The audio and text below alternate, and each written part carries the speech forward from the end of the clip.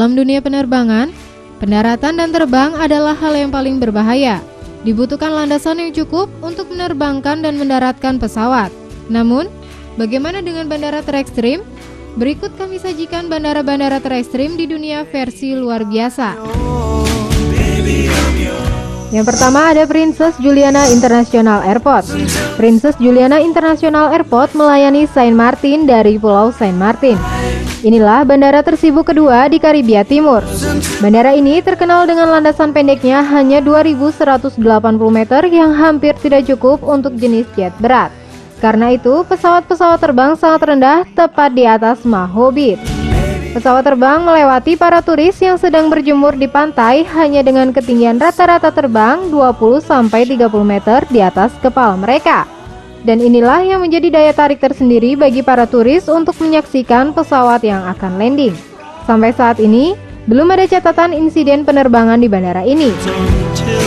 Yang kedua, Juan-Ho Erskine Airport. Juan-Ho Erskine Airport adalah bandara terdapat di Pulau Karibia Saba di Antilles, Belanda. Hal ini juga dikenal di kalangan penerbangan berpengalaman dengan cara take off dan landing dengan baik di bandara tersebut. Bandara Erskine mencakup porsi yang cukup besar dari pulau kecil Sabah. Beberapa ahli penerbangan berpendapat umum bahwa bandara ini merupakan salah satu yang paling berbahaya di dunia. Meskipun fakta bahwa tidak ada tragedi besar telah terjadi di fasilitas itu. Satu-satunya landasan pacu bandara ini ditandai dengan X pada setiap ujung landasan untuk menunjukkan kepada pilot komersial bahwa bandara ditutup untuk penerbangan komersial. Yang ketiga, Courchevel di Prancis. Courchevel adalah nama sebuah ski yang terletak di pegunungan Alpen, Prancis, daerah ski terbesar di dunia. Bandara ini memiliki landasan pacu yang cukup pendek dengan jarak 525 meter dan garis gradien sebesar 18,5%. Dengan landasan yang sangat pendek ini, kamu harus mendarat dengan cara memperlambat speed pesawat dan lepas landas dengan cara memberikan kecepatan yang cukup tinggi. Siapakah yang pernah mendarat di sini? Yang pasti saya belum pernah. Namun, Pierce Brosnan pernah mendarat di bandara ini. Yap, ini adalah bandara yang digunakan dalam pembuatan film Tomorrow Never Dies.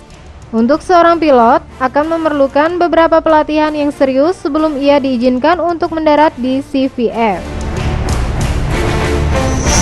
Yang keempat, Gustav III Airport. Gustav III Airport dikenal juga sebagai Saint Barthélemy Airport. Adalah airport yang terletak di desa Saint-Jean di Pulau Karibia Saint Barthélemy. Baik bandara serta kota utama pulau itu dari Gustavia diberi nama untuk Raja Gustav III dari Swedia.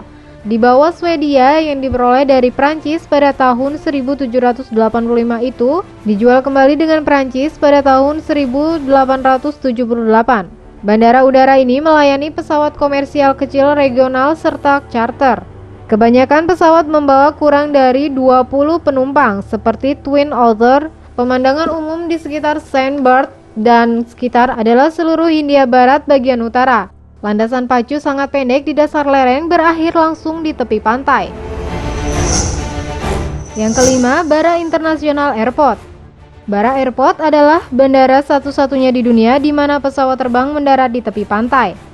Bara terletak di pantai luas Drakemore di Pulau Bara di Hebrides, Skotlandia. Jika Anda ingin terbang di sini secara komersial, Anda bisa menggunakan British Airways yang terbang dengan bara dari Glasgow serta Benbecula.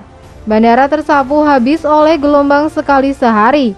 Jika kamu tiba pada penerbangan sore, kamu akan melihat beberapa mobil dengan lampu menyala, membantu agar visibilitas di sore hari agar lebih baik untuk pilot agar dapat mendarat dengan selamat. Yang keenam, Madeira Airport. Madeira Airport dikenal juga sebagai Foncol Airport serta Santa Catarina Airport. Adalah sebuah bandara udara internasional yang terletak dekat Foncol, Madeira. Bandara mengontrol lalu lintas udara nasional serta internasional dari Pulau Madeira. Bandara ini pernah terkenal karena landasan pacu yang pendek, dikelilingi oleh pegunungan tinggi serta laut. Sebuah pendaratan sulit bahkan untuk pilot yang berpengalaman sekalipun. Landasan asli yang hanya 1.400 meter, tapi diperpanjang oleh 400 meter setelah insiden Air penerbangan 425 TAP Portugal tahun 1977, serta kemudian dibangun kembali pada tahun 2003. hampir 2 kali lipat ukuran landasan bangunan itu di atas lautan. Alih-alih menggunakan TPA, perpanjangan itu dibangun di atas serangkaian 180 kolom, masing-masing sekitar 70 meter tingginya. Untuk pembesaran landasan pacu baru, Bandara Von Kaul telah memenangkan penghargaan struktur posisi diberikan oleh Asosiasi Internasional untuk Jembatan serta Rekayasa Struktural. Penghargaan struktur posisi ini dianggap sebagai Oscar untuk rekayasa struktur di Portugal. Dan yang terakhir ada Lukla Airport, sebuah gunung besar pada salah satu ujungnya, 1000 meter turun di sisi lain. Dan di ketinggian 2.900 meter, Lukla Airport adalah airport kecil di kota Lukla di Nepal Timur.